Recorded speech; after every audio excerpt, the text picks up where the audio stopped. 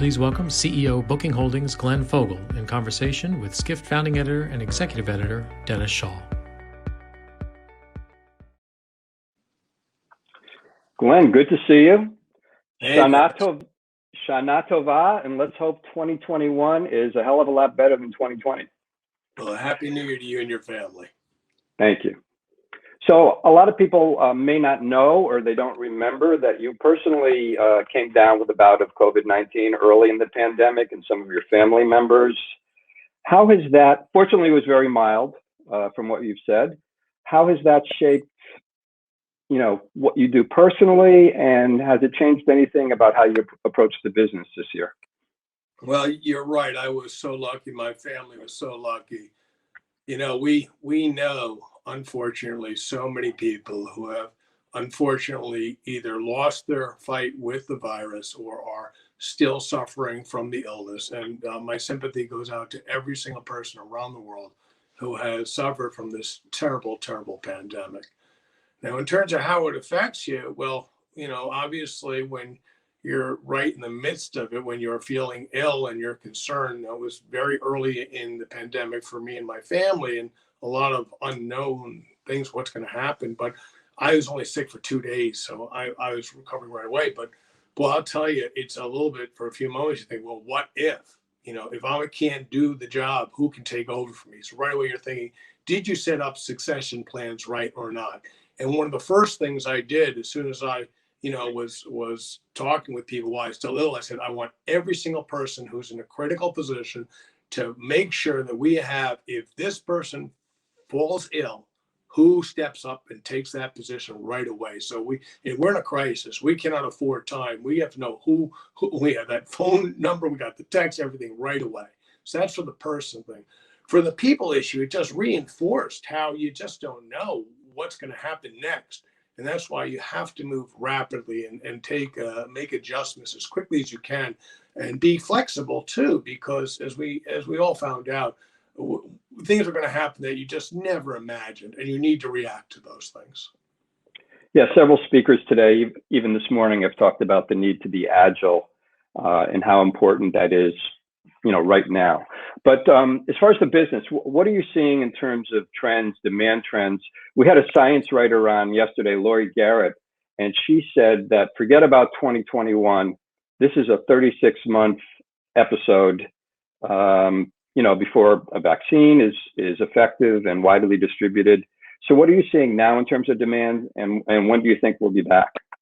I'm smiling a little bit because everybody gets to have an opinion and throw a dart, because nobody really knows. And anybody Right. thinks they know, they're just guessing. Everybody's just guessing right now. We have seen a plateauing of demand, and everybody knows that. It's going, we talked about in our earnings call that things had plateaued a bit. And look, everybody reads the news, everybody sees what's happening with the virus and reinfection rates, the infection rates going up again, reimportation of virus into different countries that have been fairly safe, people traveling, bringing stuff there, for whatever reason, and people just being a lot looser in terms of their social distancing, wearing masks, things that are allowing the virus to get back into full swing, which is terrible for our world.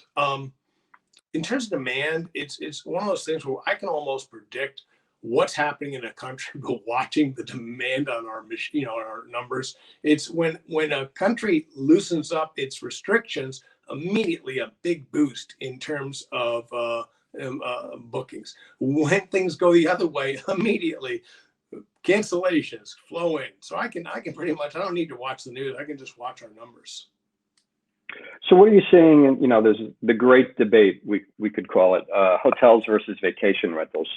What are you seeing? You're a global company. Are you seeing that, in the early day, you mentioned in your second quarter that 40% of your bookings were short-term rentals, and that was a lot higher than it had been. So what are you seeing about this vacation rental versus hotel gap? Is it closing, or is it also plateauing? Well, you're right. In something in the beginning of the pandemic, I was not sure which way it was going to go. Would people say, I want to be in a home or someplace where I'm away from people because I'm scared about being in a crowded lobby or an elevator, so I'm going to get an alternative accommodation? Or are people going to say, I'm nervous about, do they clean that place well or not? I want to go to a professional hotel where I know they're using the super industrial strength disinfectants and all that is clean. And I didn't know which way it was going to go or not. So as you pointed out, in our second quarter, we had 40% of our new bookings were the alternative accommodations, which was approximately about twice what it was a year earlier. So big, big boost. But that means that 60% of the new bookings were still hotels. So people still like hotels. Now, I read something, and it may have been in Skift. I'm not sure where I read this, that somebody was saying how the added boost in alternative accommodations had diminished over the last, I don't know, month or two. It's an article I read. It could have been one. That was us. Yep. There you go. So I read that. And, it's one of those things. I think it's going to ebb and flow depending on how safe people are feeling. And everything is dependent on how people feel. If you feel safe, you're certainly not going to be as concerned about being in a big lobby. If you are concerned, you're going to say, I want a home. And we'll see what happens. Long term, though, the hotel industry has a life, right?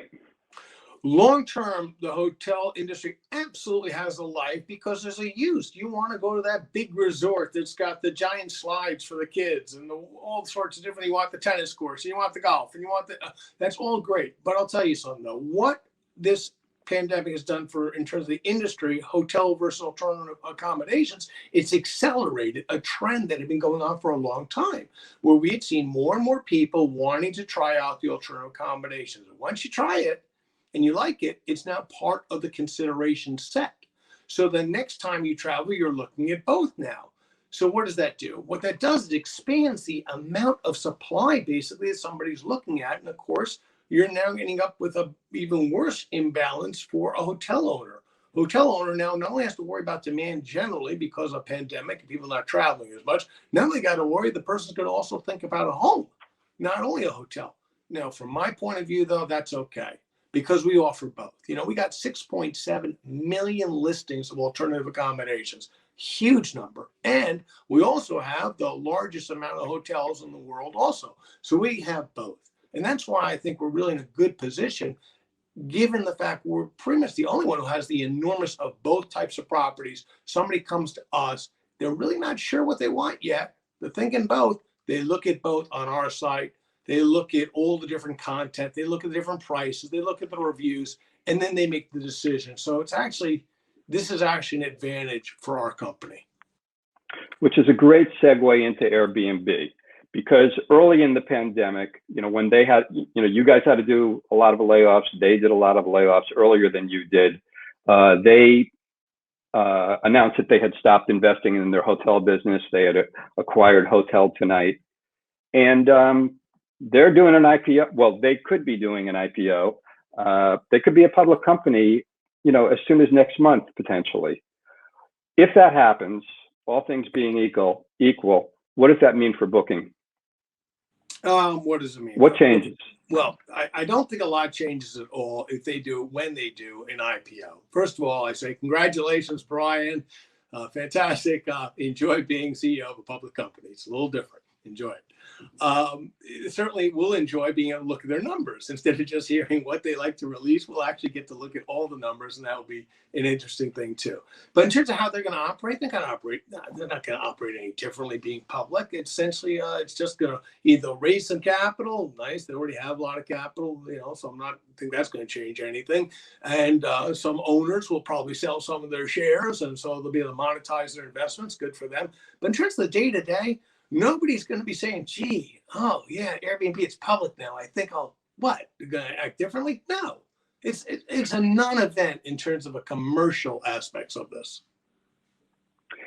So we haven't seen Airbnb's S1 yet, but there's been a lot of reporting about Airbnb making the argument that they have a competitive advantage over companies like Booking and Expedia because of their brand, and that they can get a lot more direct traffic than you can without, spending billions in Google. I looked at SimilarWeb, which, admittedly isn't perfect, but it said that your direct traffic, desktop and mobile web, was around 40%, and Airbnb's was around 66%. So Do you think indeed they have a competitive advantage in that regard? Well, I will point out that we make it very public.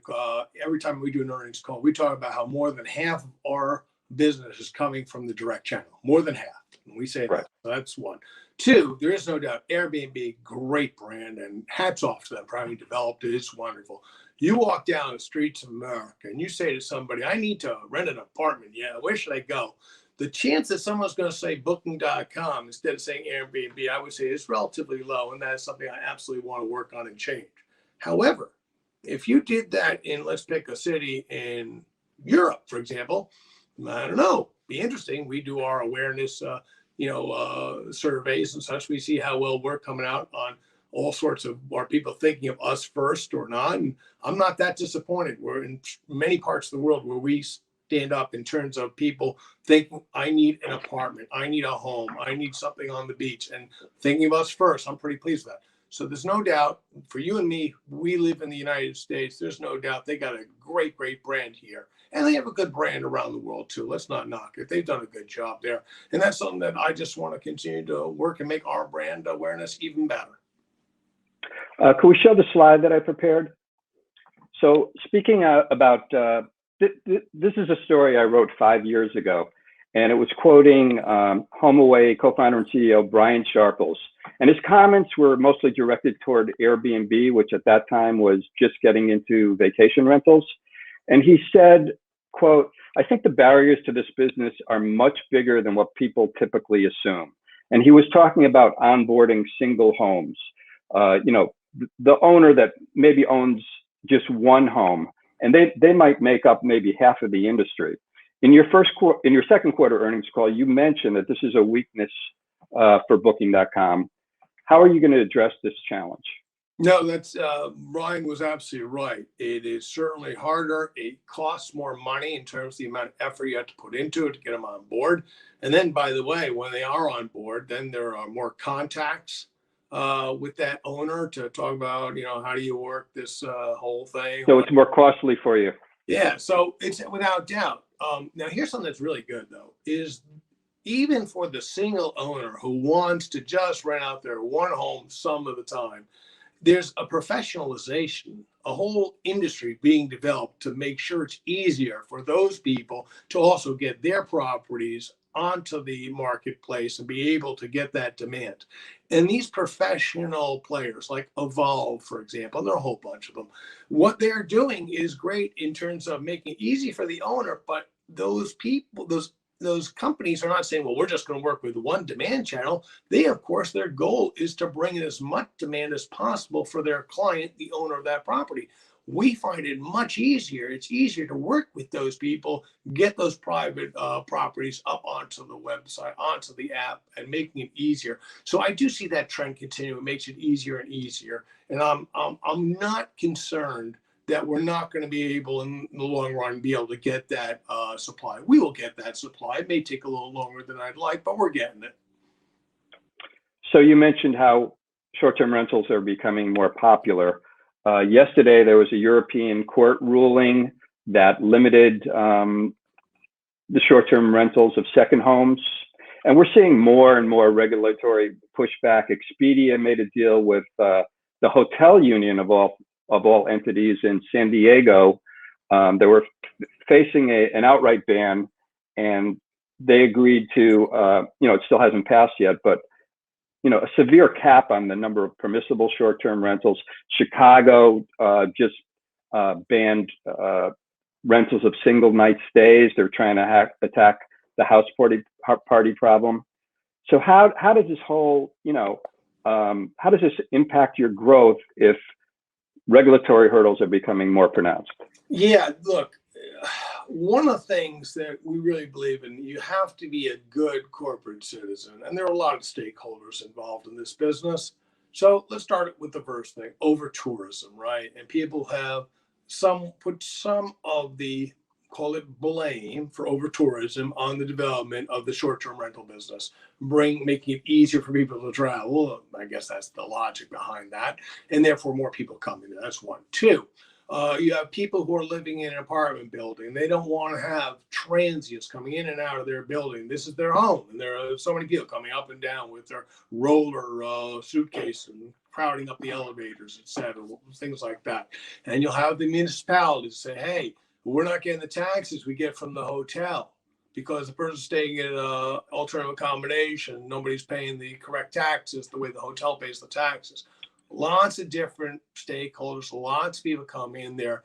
We've always said at Booking is we want to work with all the stakeholders, come up with the right way that we can balance all the different interests so we can have a vibrant tourism business that helps provide jobs, helps provide taxes, helps provide for the thing without at the same time going too far that it causes all sorts of problems. That's what's really needed. And what we really want, though, is one level playing field for all. That would be the best thing. Instead of these one-offs where a company makes a deal with one municipality or something, one makes it with a different group.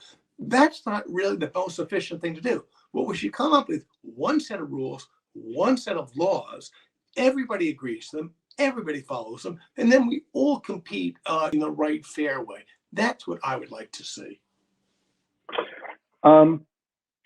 There have been a number of hotels that have expressed anger at both Booking and Google that they didn't do more to, financially assist partners during the recovery. Expedia has this big marketing program, handing out marketing credits for future marketing from hotels.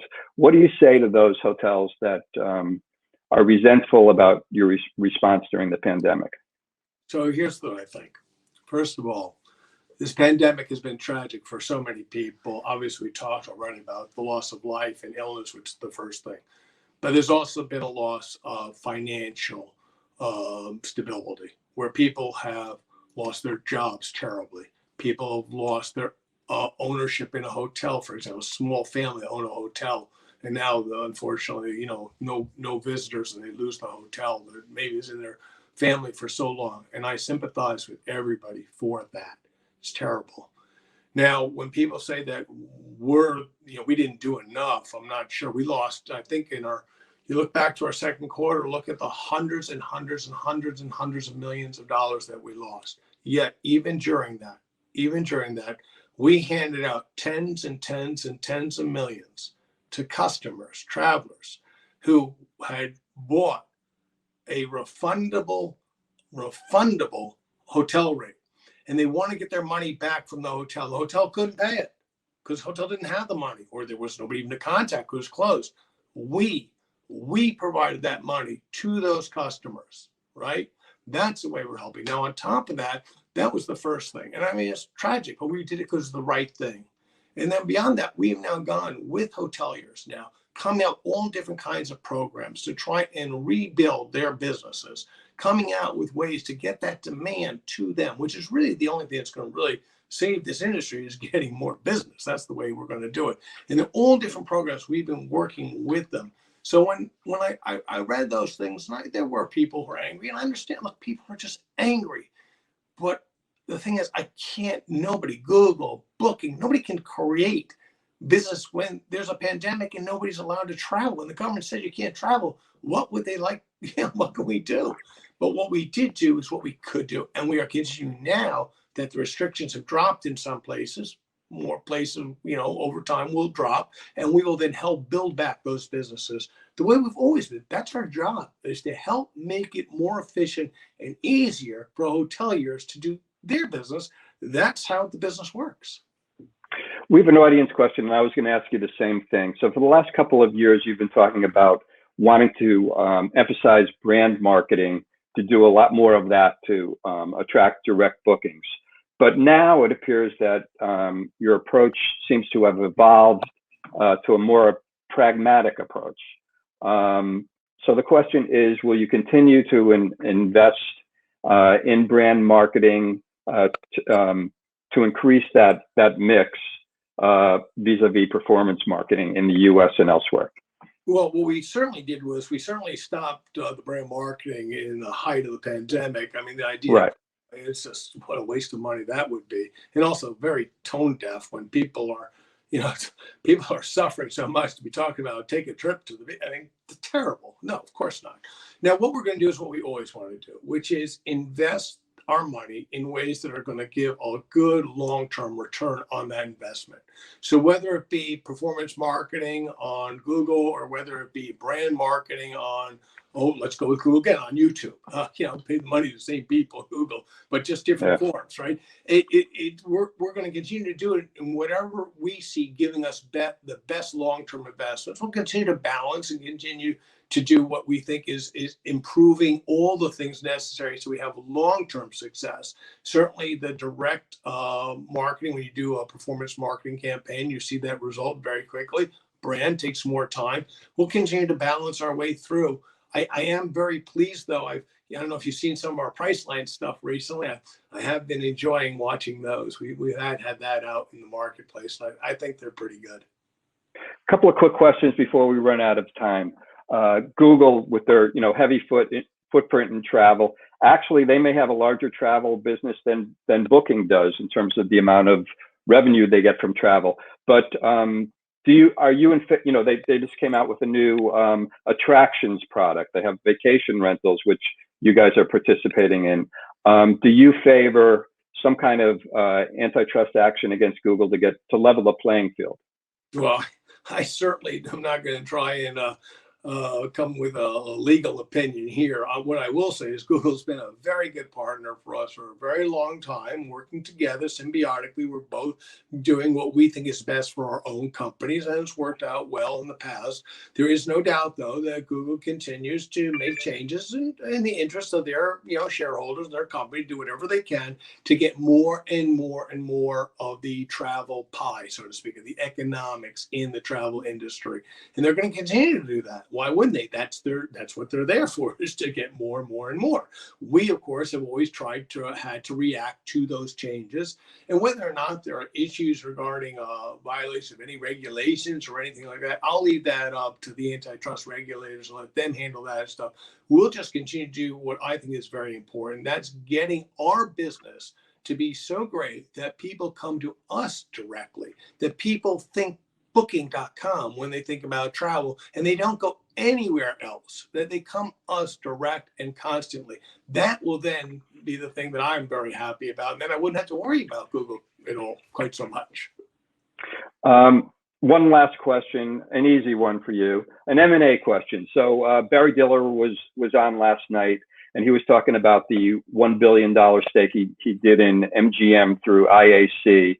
And he said, IA still has plenty of cash and we're looking at everything that walks. But he said Expedia isn't looking at anything. How about Booking Holdings? Are you going to be opportunistic about M&A, or is that off the table for the short term? Well, we continue to use the exact same lens that we've always used to look at M&A. And the fact that there's a pandemic doesn't change any of the criteria we use, which is it something that is going to help build the franchise? Is it something that's a good service? Does it have the right people? Is it going to help us get to where we want to be in our strategic roadmap? Very important, though, is always valuation. Is this thing, could be the greatest thing in the world, but if it's priced too high, then it's not a good thing to do. On the other hand, though, a lot of stuff seems pretty cheap, but the reason it's cheap is for a reason. It's not so good. You don't want to buy something not so good. We'll continue to look at the stuff and see what can be. And if there is something, we certainly will act on it. I will say, though, just in general, looking at the market, though things have changed a little bit in the last couple of weeks, I will say that overall, the market has been looking a little bit frothy, maybe a way to say. Valuations are very, very high for some companies. And obviously, it's anticipating that there's going to be a great, great future. That's what's driving up valuations. I hope they're right. I hope it's great. I myself, though, I always say, look, we got to be careful. We have to be understanding, is this really something that we really feel we should be doing right now? Or should we wait a little while until maybe some of the froth comes out of the market? And I have to be careful, too, because we're out of time. Got a lot more questions, but out of time. Thanks a lot, Glenn. Thank you, Dennis.